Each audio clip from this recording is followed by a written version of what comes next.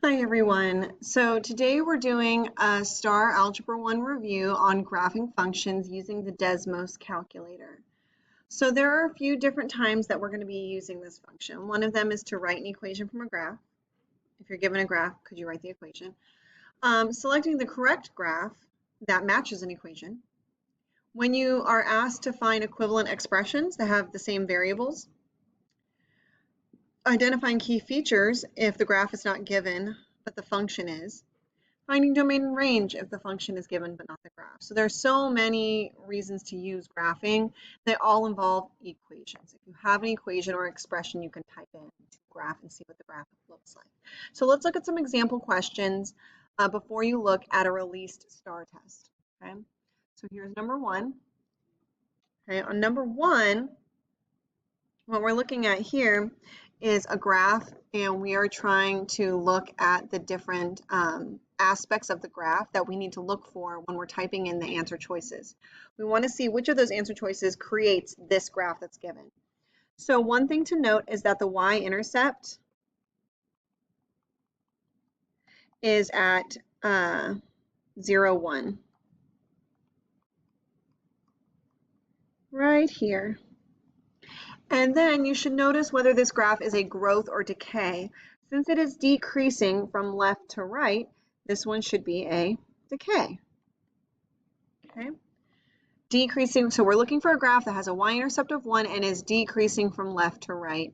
And it looks like there might be another point up here at 0, 18, or sorry, negative 2, 18, but I'm not sure. So let's go ahead and graph the first answer choice and see if it matches. So the first answer choice was P of x equals parentheses 0.25, close the parentheses. And then to get an exponent, you can either use the keyboard, like here, this exponent button, or you can do Shift 6 and then type in the letter x. That was the equation for the first one. This looks like the right answer. Look, it has a y-intercept of 1 and it is decaying.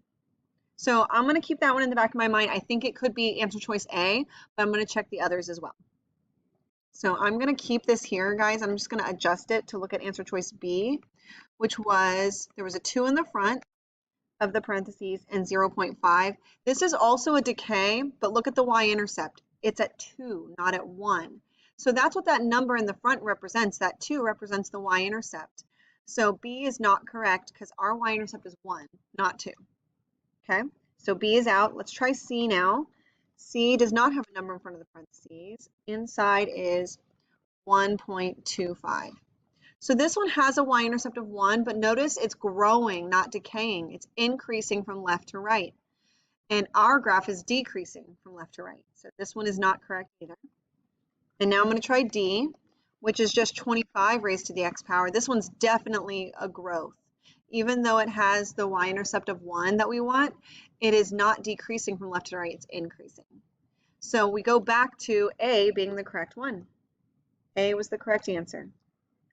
Because these ones were both growth. Okay, so that's why they were out. And then this one, remember, had a y-intercept of 0, 2, and we want a y-intercept of 0, 1. Okay, so keep that in mind, graphing them, making sure you know important things about the graph given to you, and then graphing the answer choices. All right, let's look at number 2. Now in number 2, they give you different functions, but notice they all have f of x in there. F of x is referring to this graph, f. And what is the equation of that? That is the parent function, the parent linear function. It is f of x equals x. That is always the parent function for linear functions. And then this is the new one. Notice it hasn't been shifted up or down or left or right. It's just gotten less steep. So in order to type in these ones, you'll notice if I try to type them in, g of x equals f of x minus 4, it gives me an error. It says too many variables because I have an f of x that hasn't been defined yet. So what we want to do is type in the parent function first. That's the original linear function. Nothing else has happened. It hasn't been shifted. It hasn't been changed anyway. It's the original. So now let's type in answer choice A and see if it matches the graph given to us. It does not. This graph has been shifted down, and if you look at our original, it has not been shifted in any way. It still goes through the origin. It's just less steep than the original graph F. So A is out. Let's try B. So I'm going to get rid of the -4 and change this to 1/3, which makes a fraction of 1/3. This looks correct to me. And I can see that there is also maybe like a point at some of these that might help. Like there's a point here, and I think 3,1, right? Ooh, right there, 3,1. And I think there's a point 3,1 also on here. Yeah, there's a point right here at 3,1. So that's a good thing to note, that it goes through the origin and it goes through the point 3,1. And I think it also goes through the point 6,2. So if you see both of those points on there, it's correct. So B is the correct answer. Although I always recommend going through all of your answer choices. So I'm going to try C as well to make sure. C is f of x minus 2. Nope, not the same graph. And then the last one, D, is 3f of x. And that one made it much steeper. We have a point at 1,3, not 3,1. So that one is not correct either. So the correct answer was B. But the key to these problems is that you first have to type in the parent function. If you don't type in the parent function first, then it doesn't know what you mean by f of x when you try and type in the answer choices. All right, let's look at example 3. In this one, you have to know your vocabulary. For instance, what does the word zeros mean? See, they all say 0 in it. Zeros are x-intercepts. So looking at the answer choices, I just want to know that equation they gave me, if I type it in, which one has an x-intercept of 6, or 18, or -6 and +6, or -18 and +18. Let's see what kind of x-intercepts our graph has. Let's type it in. So the equation was f of x equals x squared. Remember, shift 6 helps you make an exponent, minus 36. So my x-intercepts are already there, -6 and +6. This was quite an easy one. -6 and +6 is answer choice H. Because the first two, F and G, imply, when it says the word only, that there's only one x-intercept. And we can see quite clearly on our graph that there are two. It touches the x-axis twice. Okay. All right, now number 4 is something that you may not have seen a lot of before. It says which expression is equivalent to that one. Equivalent means equal, or you might think of it as the same. So if I were to graph this one, I want which one of these is going to give me the same graph. Now the problem is when I type it in here, 36m squared minus 100. It gives us an error. I cannot use m. I have to use x. So change all your m's to x's. There it is. I can zoom in a little bit if I want. If I want to see the bottom or top of the parabola, I could, but I really only need to see this part. Okay? Now, if I want to know which answer choice is equivalent, I need to try and type in on a second line one of the answer choices. So I'm going to try answer choice A. But remember, change all the m's to x's. So 9x minus 20 and 4x plus 5.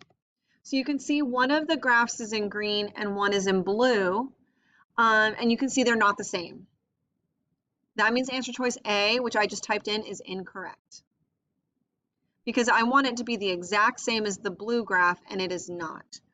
So I'm going to go ahead and eliminate that one and keep the original, and now let's type in answer choice B and see if it matches the blue graph. Remember, use x's, not m's.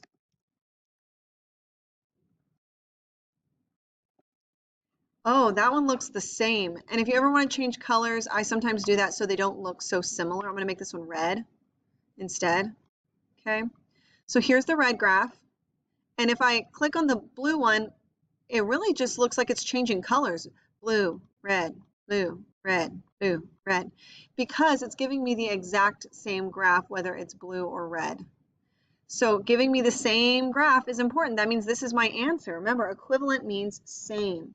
This one, B, that I had just typed in, gave me the same graph as the original. Same graph. If I had tried C, it would not have given me the same graph. Okay? So I type in the original with X's, and then type in each answer choice one by one to see which one matches the original. Okay? We use that when we see equivalent expressions. Last one.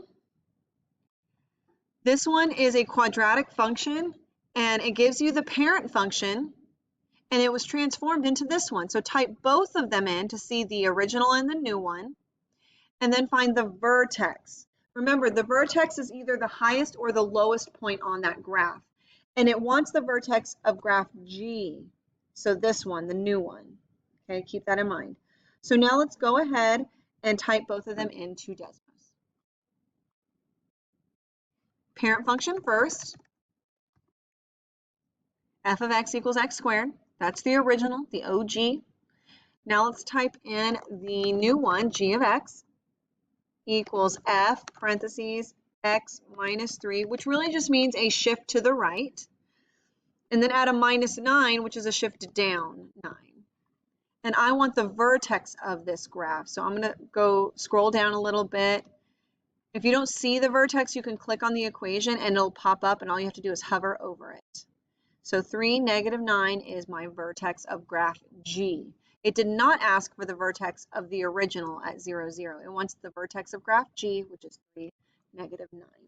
This is a drag and drop question, so you would just drag the correct numbers to the correct spots. Okay?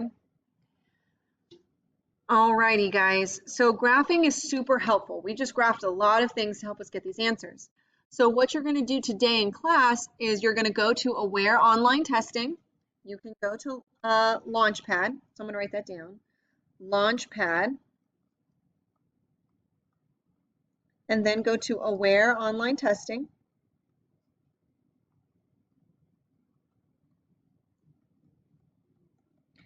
And find the 2023 release STAAR test that says Algebra 1. I believe it's called Churchill 2023 release STAAR test. Look for it, okay? And you're going to work on that today. Start by writing down which questions on here you think you can use graphing on Desmos to help you with. So you're not doing every question, guys. You're only writing down the questions that involve graphing. Okay? And once you've written them all down, then you can come back and start actually trying to answer them and actually try going into Desmos and graphing them and getting the correct answer. But start out with just being able to identify which ones are correct. Which ones can we use graphing for? Okay? All right, work on this and good luck on your STAAR test, guys. Bye.